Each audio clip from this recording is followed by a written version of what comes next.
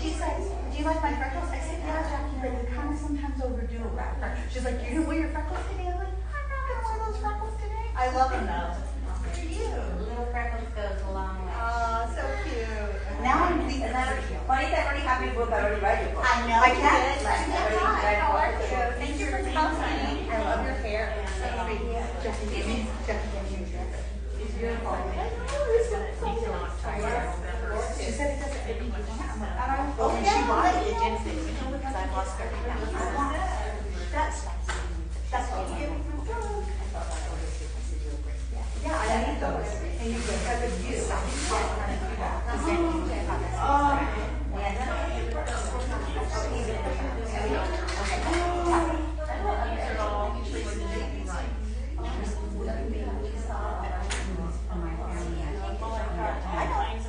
I do.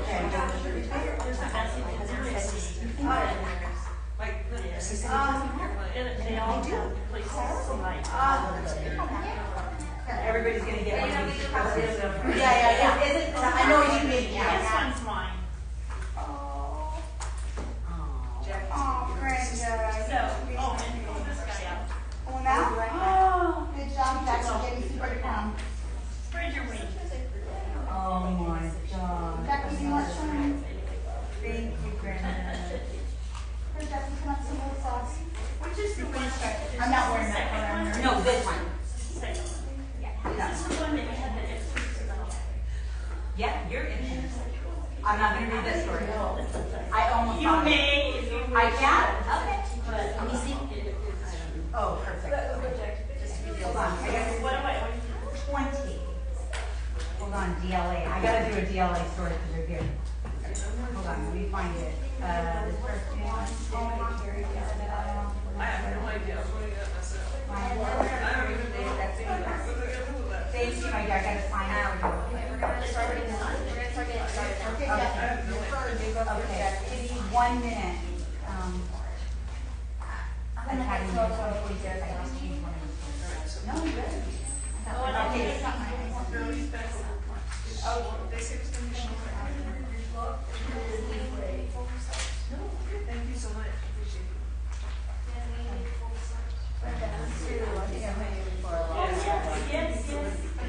Paper match. Jackie, you want me to keep time for you? Yeah. Could you? Yeah.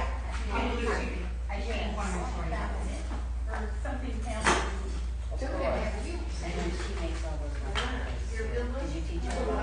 Hey, Brenda, I'm not, remind me before we leave, I'll do your book for you. Okay. Okay. I'll give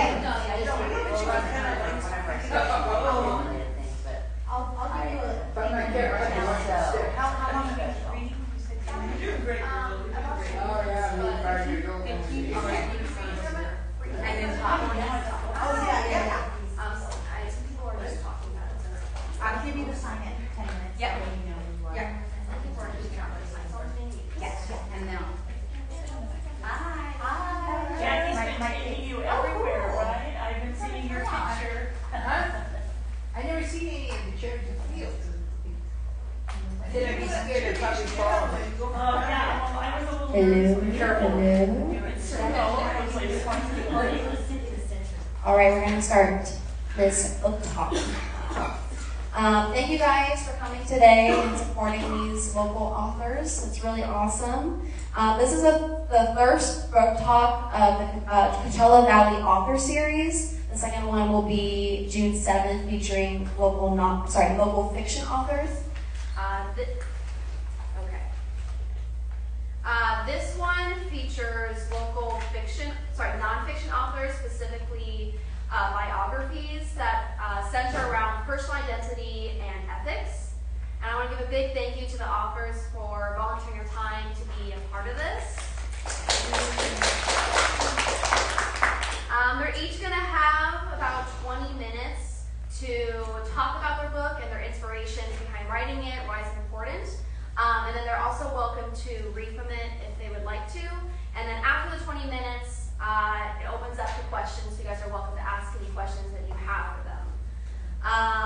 A little reminder, we have some refreshments in the back with some iced tea and some pastries that you guys are welcome to have.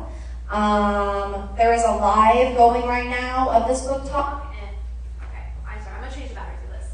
And it's gonna be posted on our YouTube after this ends. So yeah.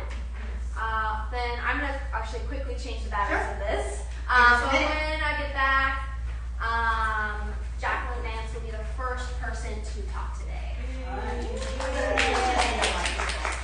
I do not. You know how loud I am. Oh, good.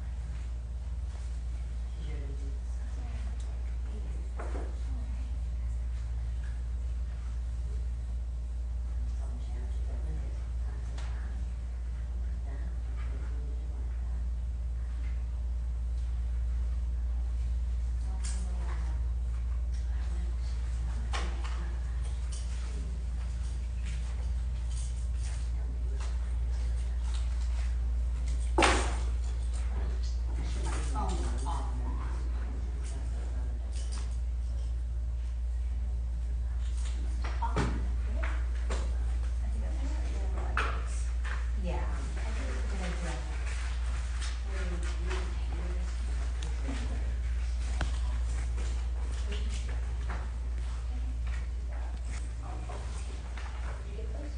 Hello. I think this should work. This one has signed. Yeah. That one's not signed. No, this one's signed, first one. Okay. All right, let's give a round of applause for Jacqueline Nance. Hi everyone. Thank you for being here. The light in me vows to the light in you. I'm a teacher, a yoga practitioner, and a human being. So my book, Hey Miss, is about the last 25 years I've had with teaching. But I'm not just a teacher, I'm also a learner, and I've learned a lot in my years as an instructor, but also in my years in sobriety. How does that sound? Good? It's perfect. That's good? Okay. So I'm going to kind of change it up. I usually always read the teaching stories, but something's been on my heart lately. So I've decided to read a story about sobriety, about friendship, and it's called Ghost Ink. Okay, so this is the first story, and I wrote about my sobriety, so if anyone needs help or they feel like there's no hope, there's always hope in sobriety and in recovery, because if I can get sober and change, anyone can get sober and change. So here's Ghost Ink.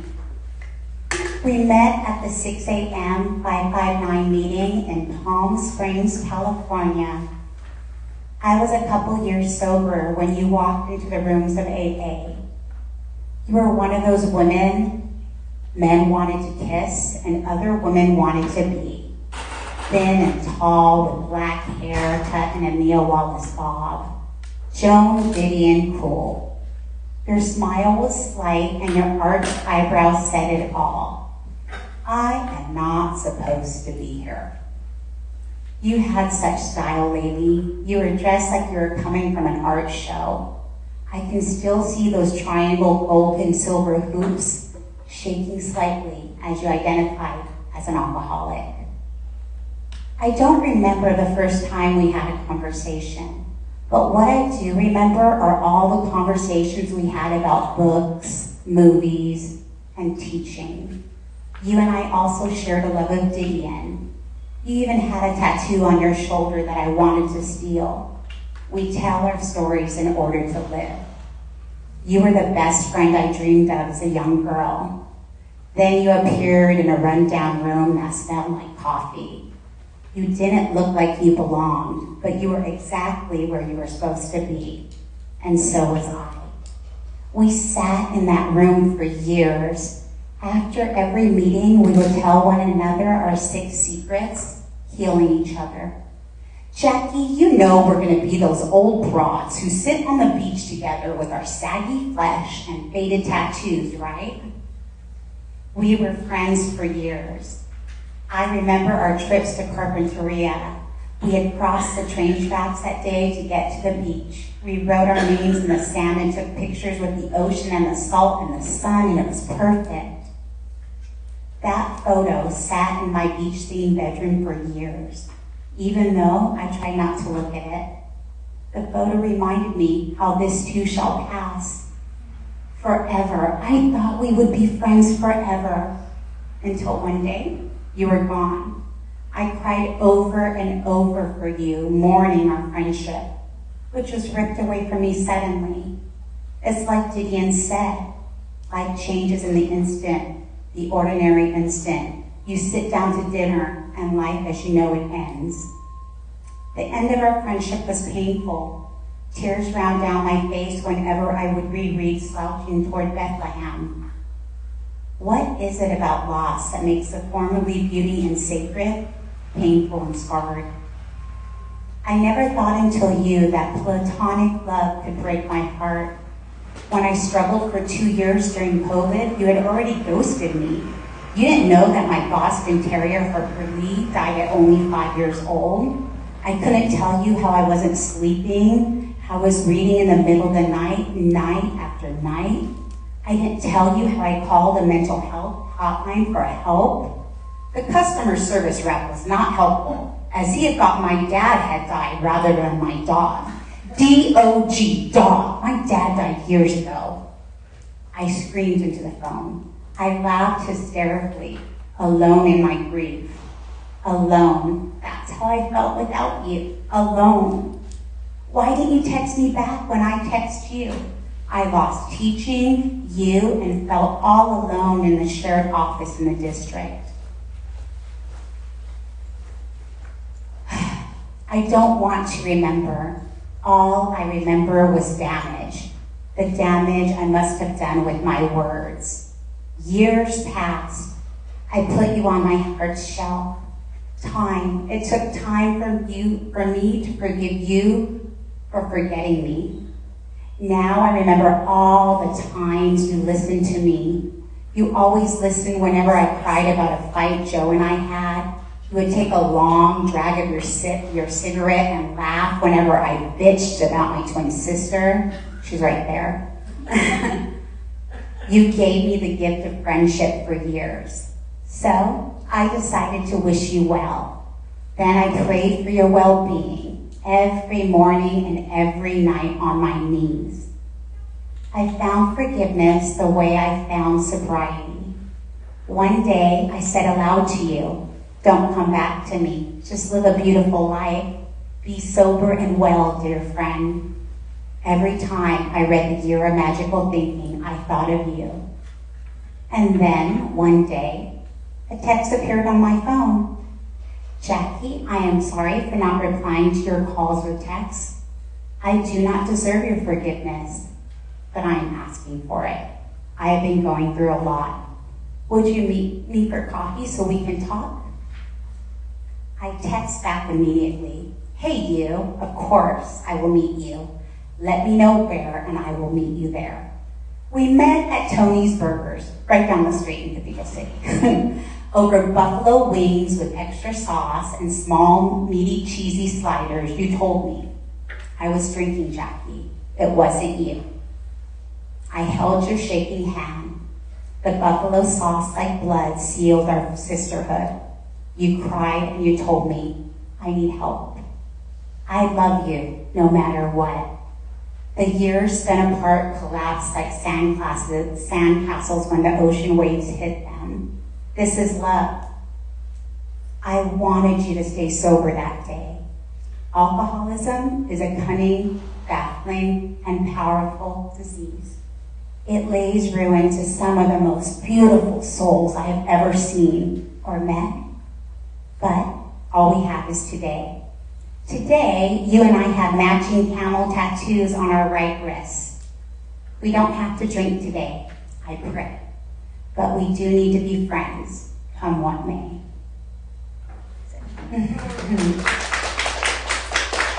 So, yeah, and that's at the end of my story, and I really struggled with, as a teacher, should I disclose my sobriety? And also in recovery, they say anonymity. But I can choose to break my own anonymity. So any kind of stories of people, if I didn't get their express permission, I changed the names and identifiers to the best of my ability. So, okay, am I good on time? Okay, I'm going to go again. So I'm going to go to one of my earlier stories now. And this one's titled Star Student. And I worked for a number of years with students with emotional disturbances. And students with an IEP who have an emotional disturbance have a long, ongoing mental health condition that affects their ability to access their education. And so it is a difficult group of kids to work with, but it's beautiful and rewarding work. So a lot of my book centers on working with students with disabilities. But like I think one of the writers here was saying, it's just an intersection. It's one part of them, and there's so many other beautiful parts of a person that the disability is just one little intersection of them. So I really want to shed a light on their humanity and their gifts rather than what people see as their deficits. So this one's called Star Student, and I'm going to read it. Are we good? Yeah. Okay, let's do this. Alora was my pick for Star Student. During the first few weeks of the school year, she would place her head on the desk and do nothing. Alora was in my 9th grade English class and participated in special education classes due to her qualifying disability of emotional disturbance. In the class, she had not uttered a word more than, "here." She simply pushed her work forward on her desk. Alora had long, straight hair, full cheeks, and a sprout. Occasionally, I would hear her mutter words in Tagalog, swearing passive-aggressively to the room. I wish I had had Google Translator back then. During one of the meetings, Roma, the school psychologist, and Shelley decided that each staff member had a wild and crazy year. "Yes, Alora, I am," I said, slowly looking away. Miss Vance, can you call me Neo? Like from the movie? Yeah, I guess. What happened? You look different. Is everything okay? Alora, I'm sorry, Neo, I said, stumbling over my words. I didn't understand how a kid could change so suddenly. Where was this coming from? "I'm being me, Miss Nance. This is me," said Neo. "Okay, well, I guess we won't be painting our nails anymore. Huh?" I joked. Neo walked out of the class. I called, "Neo, wait," but he was gone.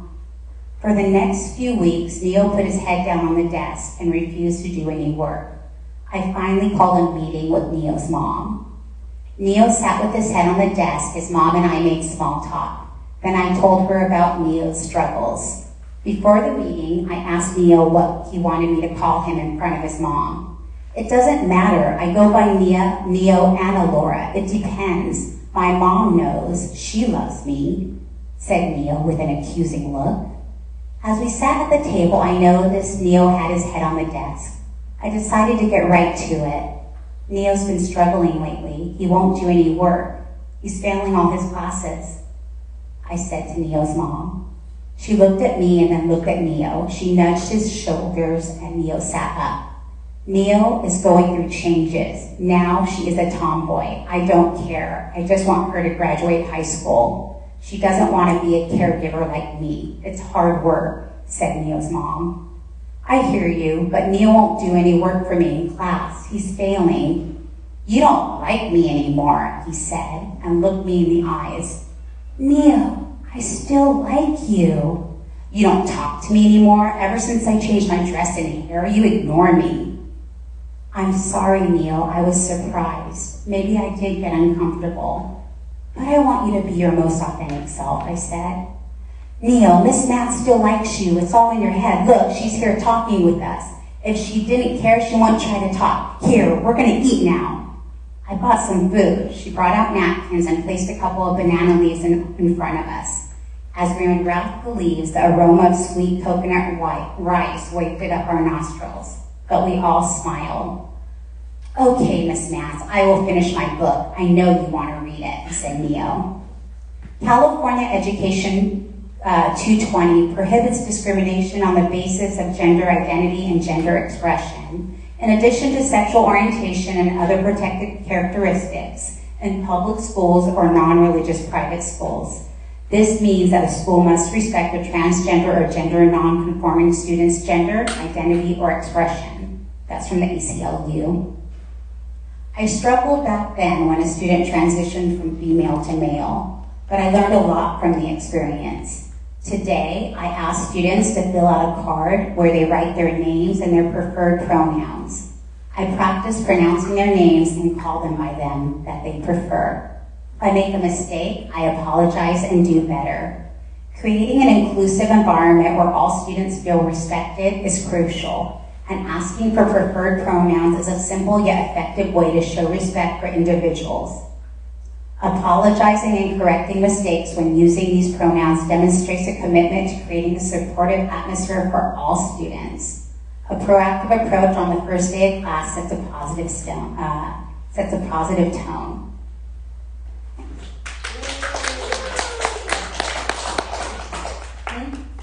You're at 16. I'm at 16, so I think I'm going to stop there, but I'll take questions at the end, right? Thank you.